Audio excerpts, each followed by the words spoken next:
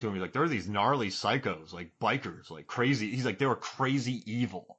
I loved how he explained them to Bill Duke inside of that trailer. But I just wish I had a buddy that was holding onto a crossbow of mine and said, hey, yeah, take it back. The only condition is you got to use them well. I love that. Yeah. I think that's pretty cool. And okay. Phil? Oh, sorry, go for it. From a filmmaking perspective, I think it's really interesting that they cast the actor from Predator in this film because it's like they're both movies about predators in a way, except Red is our main protagonist and he's going hunting, and the other movie they were hunted. Oh, I just like seeing Bill Duke. And then one more thing I just gotta say before we do a quick. Do you have another one, right? And then I have another one. No, that was my number 5. Okay. You have one more. One more. So I like the scene where Red shoots one of the Black Skulls and then runs him down with his SUV. But when he hits one of the Black Skulls, the Black Skull's body, I guess, or strength is so powerful that his vehicle flips over. Yeah, that's a great scene. I actually rewound that to watch it because I didn't understand what was going on. I think maybe I'm right here. Is that it's the Spike guy whose name may or may not be Scabs, and he was on the 4-wheeler. Yeah, and so he kills him, but he hits him right in the middle. Right? It's not like he blasts a tire and he shoots. As soon as he hits this thing, the force is so strong that the truck flips. Yep. So it just establishes that they're not. That could sway you one way or the other. But I've never hit somebody with an SUV, but when he hit this guy and his vehicle flew. That was a very interesting thing to see. So that kind of led me to believe more of like a mystical vibe to the world. Yeah. Once they blow the horn, things just go nutty. And then remember when he grabs the horn and everything turns green? Oh, yeah. That's wild. All right. So, hey, how about this? Let's take a quick break and we come back. We'll talk more Mandy. Welcome back to Movies, Films, and Flicks. And David, I have a surprise for you. What's that? All right. So what we're going to do is we are going to do a Nicolas Cage 2010 to 2019 draft. 2010 to 2019. Yes. Oh, my God. And we are going to prove that he has had solid films during this time. I want people to see this, which we're going to put on Movies, Films, and Flicks Facebook. And you can go vote for it. It might be up by the time you check it out, but you'll go there and you'll find great things to vote on and all that kind of stuff. So we're going to pick a number 1 or 2, David, 1 or 2. I'm going to pick 1, okay. But I want to ask a stipulation here. Sure. Can we exclude Mandy from this? Because I feel like whichever one of us gets that is going to have a significant advantage over the other person. No, I think you picked 1, so you get the first pick. Let's do Mandy. Okay, I pick Mandy. I'm winning. I just won, Mark. But this is good though, because I want people to see that movie in there. I want people to be like, oh wow, that is strong. So you know what? I'll do Kick-Ass because he's amazing in Kick-Ass. Yeah, he's Big Daddy in Kick-Ass. Yeah, okay. He's so good in that. Okay, I'm gonna flip through here and I'm gonna talk this out as I'm doing it. I think Joe is very solid. We talked about that a little bit. Yep. I think he's great in Mom and Dad. Yep. I'm gonna go with a surprise. I'm actually really shocked I'm doing this, but Spider-Man Into the Spider-Verse. Oh, I knew you were gonna do that. I was gonna say it out loud. You were? Of course you were. That's a great film. Yeah, that's not a surprise. You totally won this thing. I'm done. So I will do. Let's see. I'll do Joe because I want more people to watch that movie. That's great. Let me see here. I just want to pick a strong lineup so people can't say he hasn't done good stuff this decade. Yeah. Well, then I guess I am gonna do Mom and Dad. I'm Dunsky. Game over. I'm not gonna do Crudes. Yeah, you could. I mean, Season of Witch isn't that good. No, I'm gonna have some fun. You know what? I'm gonna do Drive Angry because that movie is exactly what it's supposed to be. A guy escapes hell. He drives angry. It's good. It's fun. It's a fun picture. There's a shootout while he's having sex with a woman. Have you seen that movie? No, I haven't. So he's hooking up with this lady in a hotel room. All these guys come in to kill him, and he kills all these guys while still having sex with a lady, walking around with her. That's amazing. Yeah. All right. What's your next one? Okay. Honestly, it's getting a little bit hard because I haven't seen some of these. There's some good ones. There's some good ones in here. There really is. All right. The Trust is actually good. The Trust. I was leaning towards Snowden. Snowden? Snowden. Yeah. Oh, Snowden. Yeah. Oh, okay. Okay. I thought you said snowed in. I'm like, what? Yeah, Snowden. Yeah. Oliver Stone picture. Yeah, exactly. And my thinking behind that is it's showing that he has range. He's doing different movies? Yeah, exactly. All right. So I am going to pick. I really didn't mind Frozen Ground. That wasn't terrible. No, I had fun with Frozen Ground. I'm gonna raise some awareness here. I'm gonna say Color Out of Space. That's great. So that's borderline 2020, but I think it counts. Oh, well, dang it. No, it's one of those movies that had its major release in 2020, but it was festival circuited in 2019. So I think it counts. We can add that. I'm just gonna write 2010 to 2020 just to. That prevent. Sounds great. All right. So what's your fifth one? Oh, that's really hard because I haven't seen actually a bunch of these because I haven't heard of a bunch of these actually. I'm telling you, The Trust, look it up. It's 50-some% on Rotten Tomatoes. It's with him and Elijah Wood. They're thieves. It's fun. Oh, you just sold me on Elijah Wood. I'm going to pick The Trust. I love Elijah Wood. Everything he does in the last 15 years has been fantastic. He is a weirdo after my own heart. Grand Piano. Did you watch Grand Piano? No, I haven't. Oh, man. Look that up right now while I'm picking my last one. You're going to like that a lot. All right, so I am going to pick. I want to get a really good performance out of here. That I like that he teamed up with him. Trespass is not good. I actually suggested Trespass. How did this get made back in 2011? And then they did it. So I'm pretty sure I suggested it and it got it made. I'm serious. I think I did it. I take credit for that. I'm gonna go with Ghost Rider: Spirit of Vengeance. Why not? There's a giant chainsaw in it. And remember that big drill? Like there's a big saw and then it goes on fire and then it becomes like a giant weapon. Yeah. It's unbelievable. I just looked up Grand Piano and you sold me off on Alex Winter's first non-cameo role since Freaked.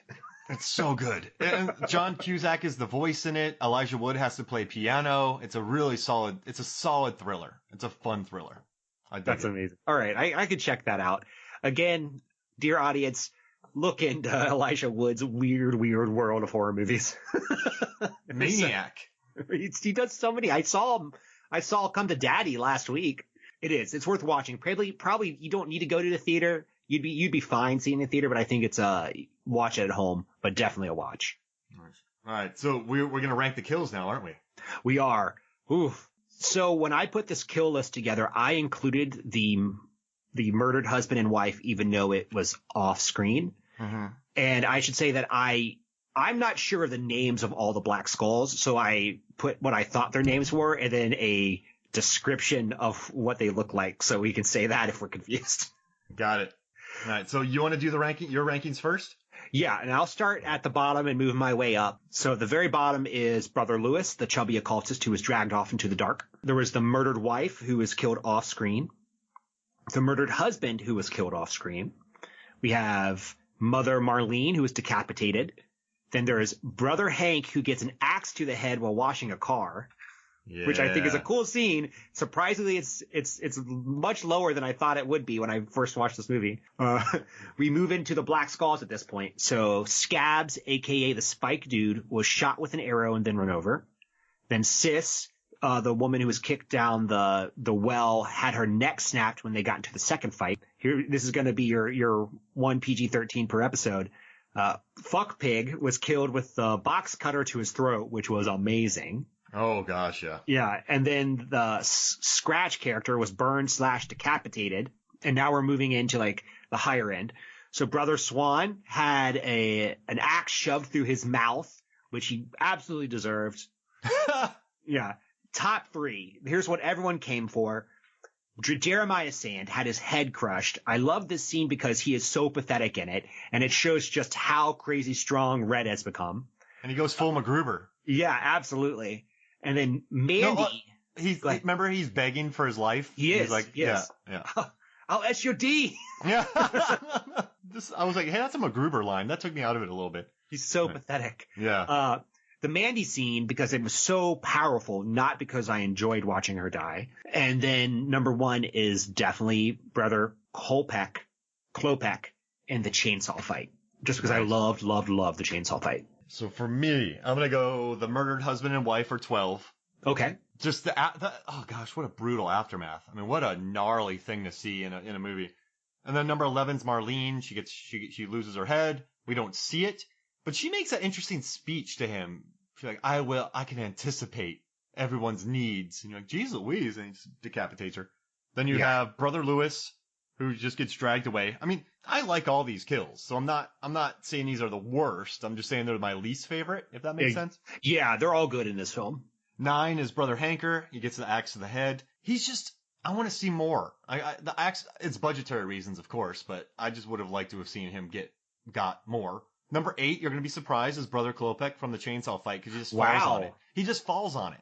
Okay. And I wanted arms, legs. They didn't have money for it. And they didn't have money for rain either, which is interesting in this film. So he just falls on that, so I wasn't too impressed. Number 7 is Sis. I like that she crawls out of that cave and gets her neck snapped like butter. I mean, Nick Cage just got, like, really leans into that. 6. You tore my shirt! Yeah. Before you go to number 6, let's make sure we explain, like, I think the shirt he's wearing, the number 44 shirt, is a shirt that he wore the night he met Mandy, and that's why it's his favorite shirt, and that's why he was so upset. And she was wearing it that night when they came and got her. Yeah, potentially, yeah. No, remember when they go outside? And she had the 44 shirt on. Okay, yeah. So, because she has it on at one time, too. What a bummer. All right, 7 is, I'm at 6. Scabs. I just like that the car explodes when it hits him. That's a gnarly, I love it. 5 is Mandy. I hated it, but it hurt when she's going to burn so bright. Those people are evil. Like, that Jeremiah Sam was with some evil people. Wow. 4 is Scratch. I just love that fight scene, and he takes an arrow through his neck. 3 is Jeremiah Sand. He gets his head squished. 2 is F-Pig, because the blood. I mean, that's such a crazy gag. That's meant to make you laugh, is it not? When he slits his throat open and just a gallon of blood sprays into Nick Cage's face. Yeah, that's Rami gag? Sam Raimi? Yeah, Sam Raimi. Yeah. That's a total gag that he would do. But he's done. I'm sure he's done. His blood's gross, too. Red's in trouble after getting all that blood on him. And my number 1 is Brother Swan, because just that guy scares me. He's the scariest person in this movie. His eyes are just dark as night, and he's not afraid to get out and talk to these bikers. He's the one that tells Red she's gonna burn bright, and didn't he say she's still burning as he's about to die? I think someone said that. But he also made a comment to him when he was about to die. This is an unrepentant, evil, get things done, dangerous man, and just how much blood came out of his face was epic. Oh my gosh. Yeah. That felt good. That was a good kill. That was catharsis. Yeah. Get that true believer. What an excellent movie. And I gotta tell you, just go read that article online about the way they made it. I just think it was a brilliant article. I'd read it all, but people would just fall asleep because they don't want to hear it. But, oh man, I love it. And then that huge bug. What was that thing?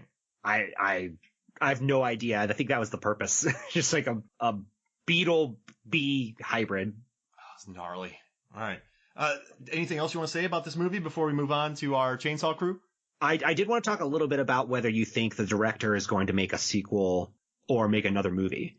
From my understanding, he said he might have an idea for a sequel, but he's not sure if he would do it. And then whether he's going to make another film. I mean, this film took him 10 years to make. Mm-hmm. We might get only 1 or 2 more films from him, if that. Based on the amount of stress cinema's tough. Finding backing is tough. Making these movies, it's a arduous process. And since he deals so much with anxiety, and also I think he's a perfectionist. So I don't think he's going to make it until it's ready. I don't see him returning to this well. I think this guy has so many ideas. I almost don't want him to come back to this world.